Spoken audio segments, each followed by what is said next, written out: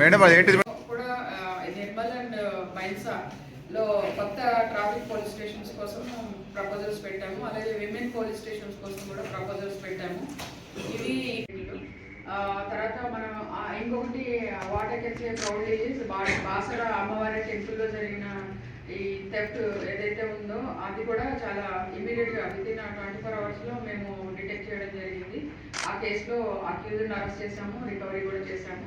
So అది amount చాలా తక్కువ ఉండొచ్చు, కానీ అమ్మవారు టెంపుల్ అది సెంటిమెంట్స్ కూడుకున్నది కాబట్టి దాని అంతటా కూడా చేసాము. చాలా ఎంపీడబ్ల్యూస్ చేసాము. అలాగే లోక్ అదాలత్లో కూడా చాలా సమస్యలు పరిష్కరించి ఇప్పుడు ట్రయల్ అయ్యి కొన్ని చిన్న చిన్న కేసులు కూడా ట్రయల్ అయ్యే కోసం మనం సంవత్సరాలు తరబడి వెయిట్ చేయకుండా లోక్ అదాలత్ అని ఒక కొత్త సిస్టమ్ వచ్చింది గవర్నమెంట్.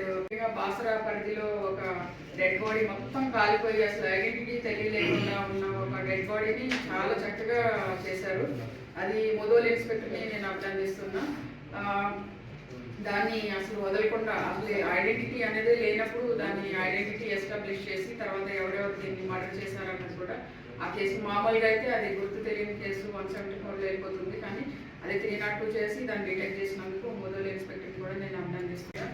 మేము ఈ సంవత్సరంలో ఎక్కువగా గంజాయి మీద కాన్సన్ట్రేట్ చేయడం జరిగింది. సో గంజాయి ఆల్మోస్ట్ నిర్మల్, బైన్సా, ముదోల్ ఈ ఏరియాస్లోనే మనకి ఎక్కువ ఉంటుంది. సో దీనిలో దగ్గర మనం 108 మందిని అరెస్ట్ చేయడం జరిగింది గంజాయికి సంబంధించి. పెద్ద పెద్ద పెడ్లర్స్ని పట్టుకున్నాము, తర్వాత చిన్న చిన్న వాళ్ళకి కొరియర్ లాగా చేసేవాళ్ళని కూడా పట్టుకున్నాము. ఈ సంవత్సరం 1 మంత్ బ్యాక్ మనము 2 acres ఏరియాలో ఈ గంజాయి పండిస్తుంటే దాన్ని కూడా ఖానాపూర్ ఏరియాలో సర్కిల్ పరిధిలో మనం ఆ పంట అంతా స్వాధీనం చేసుకోవడం జరిగింది. రైనీ సీజన్లో వరదల్లో ఒక గొర్రె కాపరి గొర్రెలు తోలుకుంటూ దస్తూరాబాద్ మండలంలో అడవిలో తప్పిపోతే మా పోలీసులు రాత్రంతా 2 రాత్రులు వెతికి అతన్ని ట్రేస్ చేసి మళ్ళీ ఫ్యామిలీకి అప్పగించడం జరిగింది. అలాగే వరదల్లో కూడా చిక్కుకున్న వాళ్ళని కూడా పోలీసులు మన జిల్లాలో ఆ 1 వీక్ చాలా హెవీ రైన్స్ వరదలు ఉన్నప్పుడు కడేమో తర్వాత వచ్చేసి తానూరు పరిధిలో తర్వాత సోన్ ఏరియాస్లో ఈ ఏరియాస్లో అంతా వరదలు వచ్చినప్పుడు మన పోలీసులు చాలా చక్కగా కృషి చేశారు. ముఖ్యంగా డైమండ్కి సంబంధించి మేము గ్లూకోల్స్ చాలా వరకు దగ్గర ఒక 50 మంది ప్రాణాలు కాపాడారు ఈ సంవత్సరంలో.